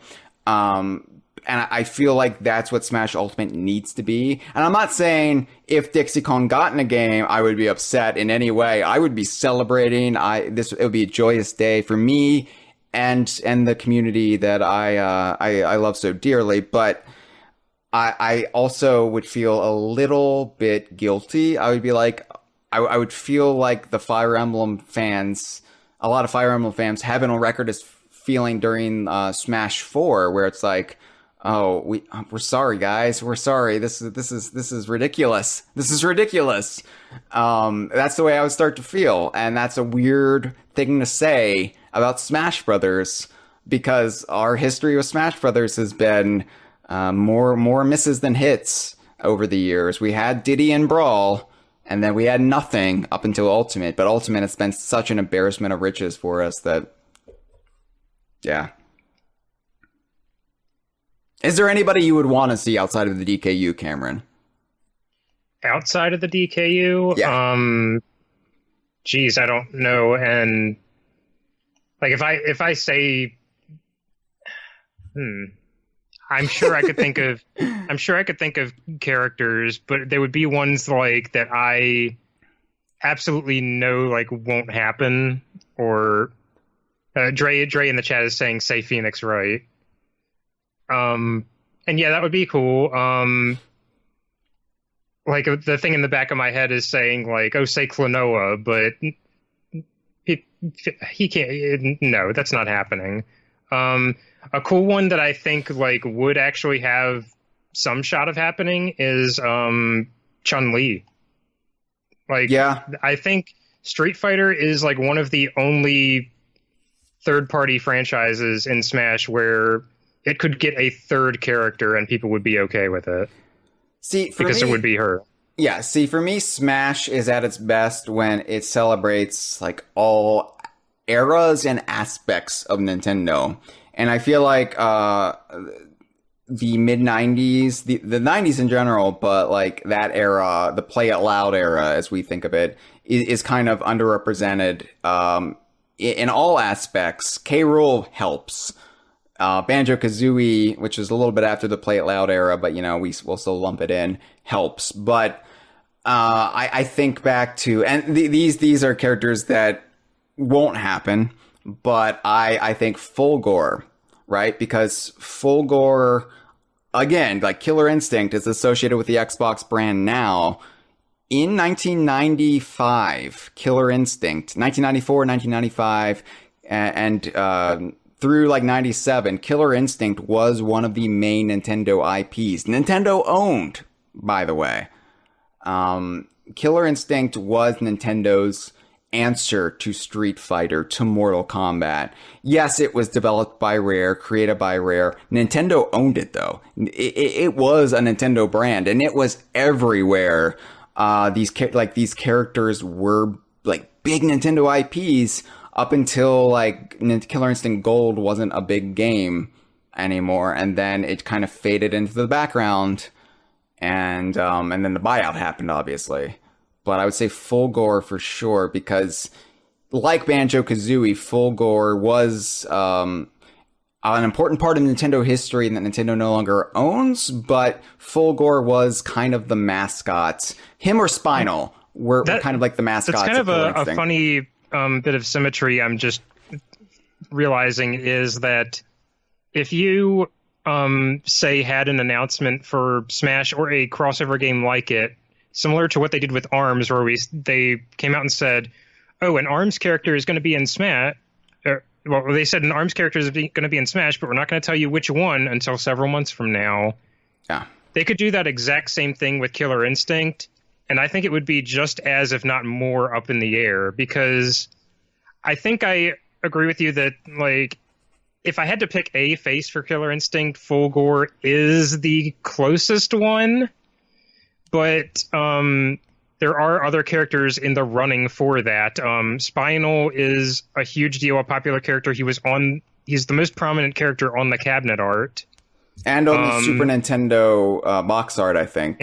And Killer Cuts, the CD. Maybe it was Killer Cuts. Was Fulgore or Spinal on the box art of Killer Instinct? I think it's Fulgore on the Super Nintendo box, and Spinal and Killer Cuts. Spinal on the Killer Cuts. Because I actually listened the hell out of Killer Cuts, more so than I played Killer Instinct, probably. So I think I associate Spinal as on the box art as a result.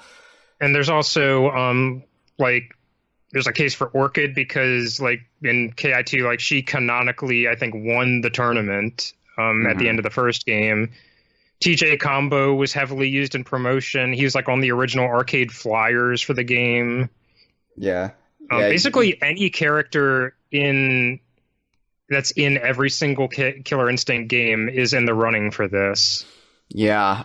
The thing is, like, I think Fulgore, Spinal would be the ones, because unlike Street Fighter, unlike Mortal Kombat, like Street Fighter, Ryu makes the most sense, right? And if you actually got Mortal Kombat in there, which you never would, but I think Liu Kang would be the one you go with. But I think, or maybe Scorpion, I don't know. But the I weird feel like thing is, I think Jago in Killer Instinct would be like the Ryu equivalent, but I wouldn't use him. No, because I think Killer Instinct, your stock martial arts character is like not the most interesting and not the most iconic, so you just wouldn't go with him.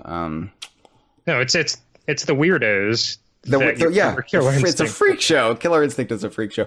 So I would say Fulgore. I would say Ken Griffey Jr., because Nintendo owned the Seattle Mariners, and they really went all in on Griffey as a brand in the mid 90s. Like Ken Griffey Jr., they like all those baseball games for the Super Nintendo and the N64 and Game Boy were Ken Griffey Jr., a Rare made winning run, but you know what? I think they should at least compromise and replace the home run bat with Griffey's bat. Yeah. And what is Ken Griffey Jr. doing nowadays? I'm sure he's retired, but because I don't follow sports ball, but I think that it would be easy licensing deal, and I would acknowledge that, hey, Nintendo owned a big American baseball team from Seattle.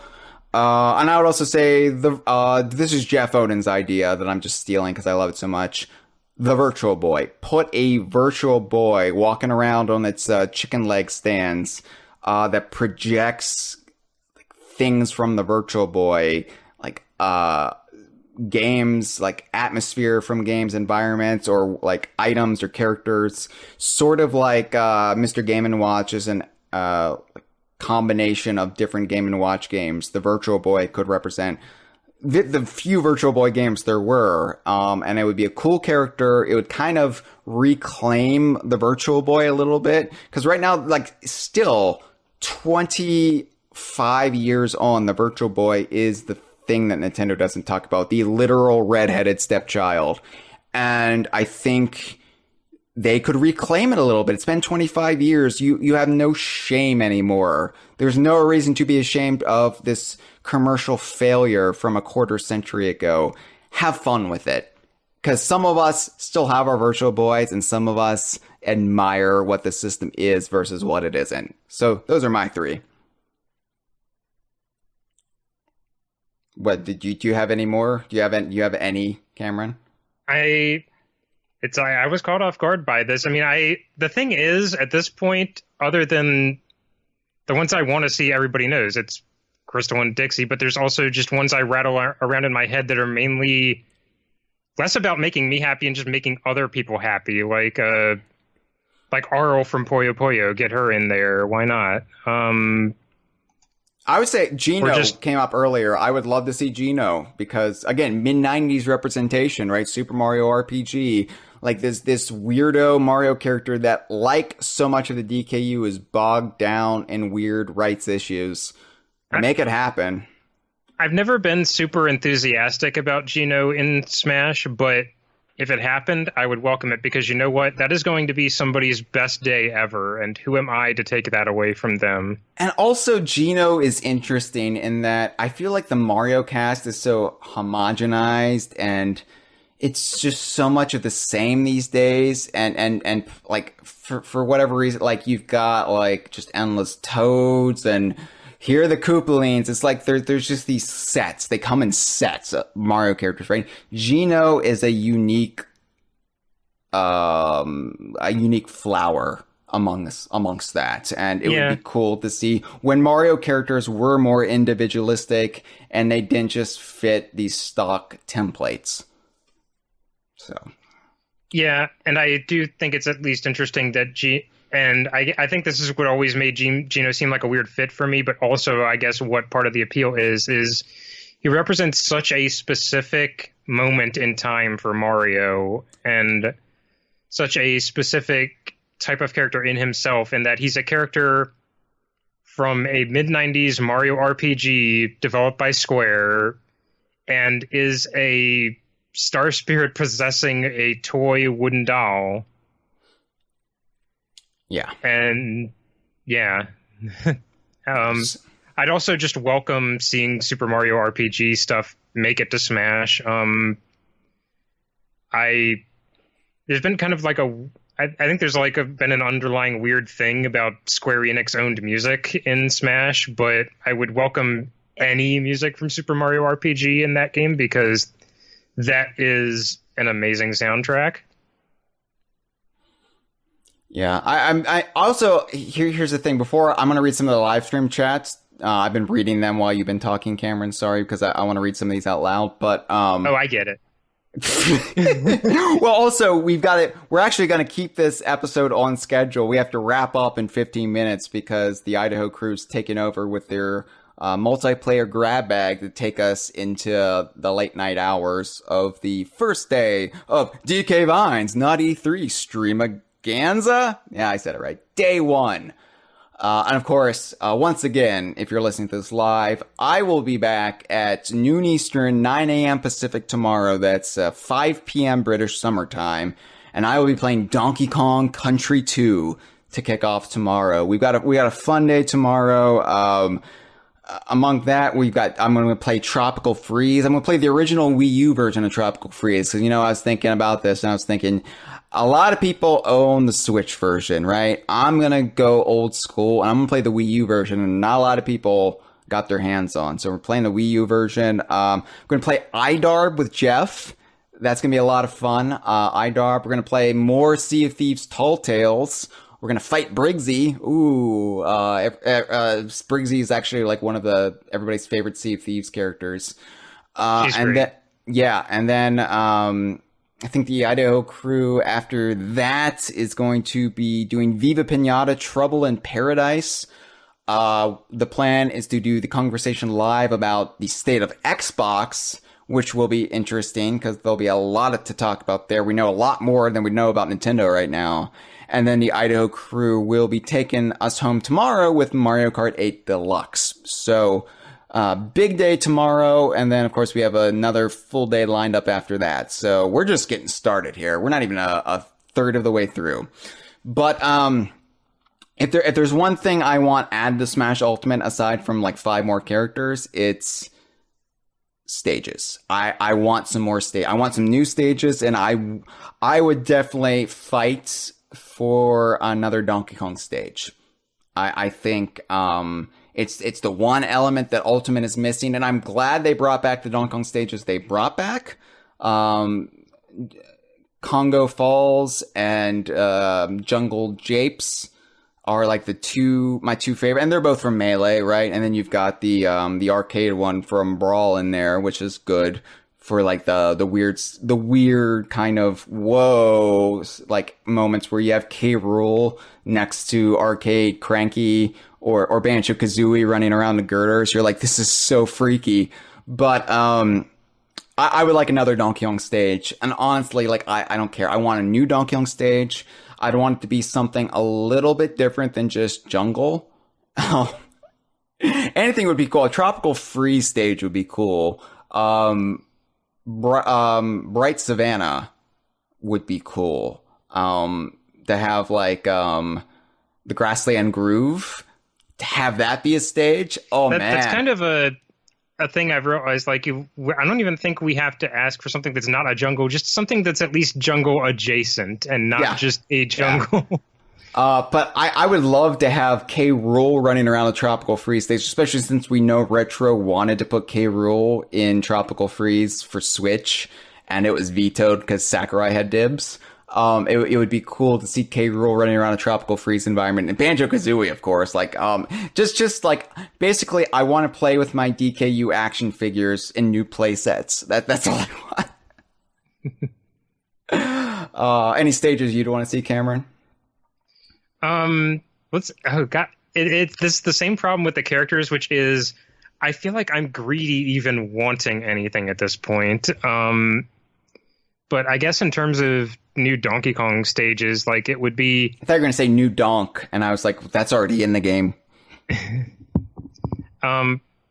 It would be neat to see a minecart stage, or just a stage with minecarts in some form or fashion. It doesn't even necessarily have to be a minecart stage. There's a Kirby stage with minecarts. What more do you want? Or also just a stage that makes sense for K. Rool a little bit more. Like, I think much has been made that when you encounter him in the adventure mode, you fight him on the Wind Waker stage, because that's the closest equivalent to the Gangplank Galleon as exists in the game. Yeah. Like, you could make a tour stage, go from the Gangplank Galleon to the Flying Croc. The Flying Croc crashes and you end up in the boxing arena. You could get crazy with it. Honestly, I was just thinking, like, everybody thinks the Gangplank Galleon, like the deck of the ship, but you could go more obscure with it, and or deeper or higher in this case, and do. I mean, the like thing has 50 sails. You can make it as big as you want. You could do like Main Brace Mayhem. The only thing is they would probably do an auto scrolling stage, and I kind of hate those. So like, but like something that's like. A DKC2 stage would be great, because DKC2 just doesn't get enough love to this day, even though it's like held as the universal standard among the fans. It's like the best. Sean in the chat saying Brambles are right there, guys, and it's not wrong. Yeah, Bramble, right, yeah. So like having Bramble Scramble as a stage. The only thing is that could be an annoying Smash Brothers stage, right? It's a great platformer stage, but that could be super frustrating in Smash. Anyway, looking at the live stream really quick, I see Sean says, Dr. Eggman, a WarioWare lad, and Morgan from Darkstalkers. He said, thanks for coming to my TED Talk. Please check out my he was going to say Twitter, I think. But the thing is, if it was a TED Talk, I thought you were going to reference Ted the Boat Builder. I'm also seeing Jeff throw out Virtual Boy, Excite Biker, Black Mage to represent classic era Final Fantasy, but two that I wish I had thought to mention when I kind of got stumped earlier, Rayman and Joanna Dark. Yeah, I really would like those. Joanna is another instance of me feeling like it would be greedy, But yeah, I'd love to see her in there. Game needs more women, and just in general, but also it's, as Jeff says, it's kind of both calling attention to Perfect Dark, and also it's a surrogate for GoldenEye content, just having her there.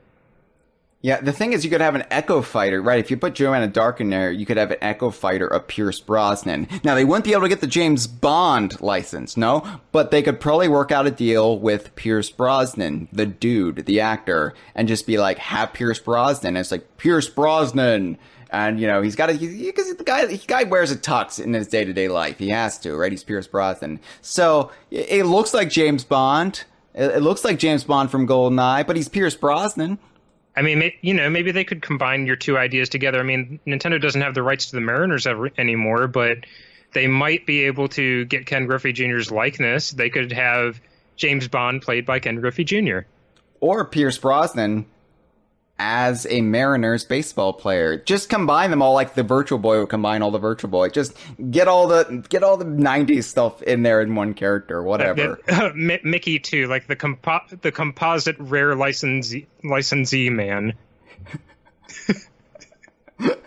or just have like a Stamper brother, like the Stamper brothers. They're like the Ice Climbers, and they just throw classic rare IPs at you.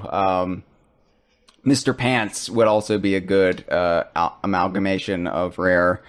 If you're, because he would be right at home with Mr. Game and Watch, right? Just as weird, just as bizarre. Anyway, Dre is saying I need to do a TED Talk. I don't know what that's in reference to, but sure, I'll do a TED Talk. We've done MagFest, right? How much harder could a TED Talk be? We just have to stand though instead of sit, and I don't know if I want to expend that kind of effort. Yeah. Oh, Jeff has a good point. He says Pierce Brosnan is under a lifetime contract to not appear in any licensed media in a tuxedo unless it's officially as James Bond. He's not kidding. The thing is, before James Bond, he was Remington Steele, so you could get Remington Steele in there. I think that could be grandfathered in. And he's just a dude in a tuxedo, looks like Pierce Brosnan, but he's Remington Steele. And the announcer could say, Remington Steele, wink. Right? Of course, then Andre has a good idea, a good point. He says Smash refuses to use last names even when they're essential to the character's recognizability, because we got Simon Belmont in there, and he's just Simon, right? Yeah, which kind of underscores how like Belmont is the cool part of that name. It is the best part of that name. Right. So Simon in my head is accompanied by Theodore and Alvin, kind of, which isn't fair to people who really have that name, but. Yeah. Dre, what are you still doing up? It's almost 3 a.m. in your time zone. What are you doing?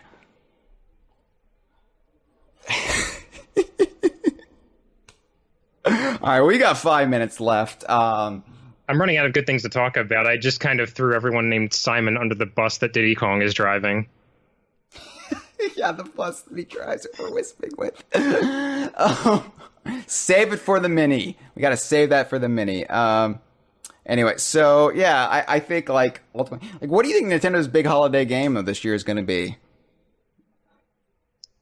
Are they going to have one? Animal Crossing. Yeah, it's just, are they just like, it's got that momentum. Here's the thing, I feel like the Switch is at this turning point in its life, right? I feel like the early part of the Switch was just a mulligan for the Wii U. It's like, let's release all these games that underperformed on the Wii U, but we know could be more successful on a more viable platform, bolstered along the sides of things like Odyssey and Breath of the Wild, and here's a Pokemon, here's your Pokemon fix. And now here's Animal Crossing. But I feel like we're done with the Wii U ports, right? And I feel like going forward, it's really going to be the exciting time for the Switch, where we're really going to see new games for brands that haven't already gotten new games. But I think it's kind of a transitory period. And I think this E3 would have been interesting to see what they would have announced versus like what they're keeping close to their chest for now. But I don't know when, I don't know when they're going to reveal any of this other stuff. I would say the frustrating part with Nintendo Directs at any other time of the year besides E3 is that you know when you're going to get a Nintendo Direct at E3, right? Tuesday before the show floor opens. Any other time of the year, they'll say, hey, there's a Nintendo Direct 2 days from now at this really weird time, because they switch the time zones, I think, to make it fair for everyone around the world. So now, like, oh, this is prime time for those living in Japan, or now this is more suitable for those on the East Coast in the Americas, or now it's the West Coast of the Americas. Now it just cycles through, but you never know what you're gonna get, and it's always frustrating to plan your days around them, because they come out of nowhere and then you have to like scramble. Am I going to be able to watch it live? And then you have to like make a wager. Are they going to announce anything good? So I don't know. I could see a Nintendo Direct like 2 weeks from now. I could see it will not be until August. We still have the pandemic going on, so that makes things a little bit difficult. But yeah, I don't know. Like, up in the air. That's the downside to not having E3 this year. It's we don't know when we're gonna get good, crunchy Nintendo news. And I'm throwing my hands up in the air. I really don't know where this is gonna go. The rumor mill. There's rumors of where it might go, but rumor mill is the rumor mill. There is an entire mill of rumors dedicated to just Nintendo Direct misinformation. And that's what I hate about Nintendo Directs that are not E3 related. It's, oh, did you hear there's going to be Nintendo Direct? Blah, blah, blah, blah, blah. And it's like, why are we making fake rumors about when there's going to be news? Why don't you just make fake rumors about the news? It's just, this only really happens. I mean, it happens with the other companies, the other brands, the other studios too, but it feels like Nintendo is a special circle in hell for like fake leaks. I don't know. Oh, Flying Ragey says, I like how Metroid Prime Trilogy HD has been a rumor for literally the Switch's entire lifespan. The thing is, if they're making Metroid Prime 4, why would they water down the market now with a bigger release? Like, not bigger as far as like impact, but like content wise. Metroid Prime Trilogy would have more content than just a new Metroid Prime game, right? Probably. I don't know. It's something that would make sense to have available on the Switch, but I just don't see anyone having the time to put it together. Retro is busy on Prime 4 right now. They were busy on Tropical Freeze, and I don't really see anyone else laying their hands on it. No. So I think we can we can bury that one. Can you dig it, Cameron? We'll dig the grave for that one. So, yeah, I don't know. Wrapping up. We've hit our time. Yeah, it's 10 o'clock, so I want to thank everyone for tuning in. The state of Nintendo is a question mark, but it's going to be good for Donkey Kong fans. We'll all stick together. So stay tuned right now as the Idaho crew comes back for a DKU multiplayer grab bag, and I'll see everyone tomorrow, 12 p.m. Eastern, 9 a.m. Pacific, 5 p.m. British Summer Time. We'll be back tomorrow night at 8 p.m. Eastern for a brand new Kongversation. All right. Thanks, everyone. This has been a File 2 production. Que rico.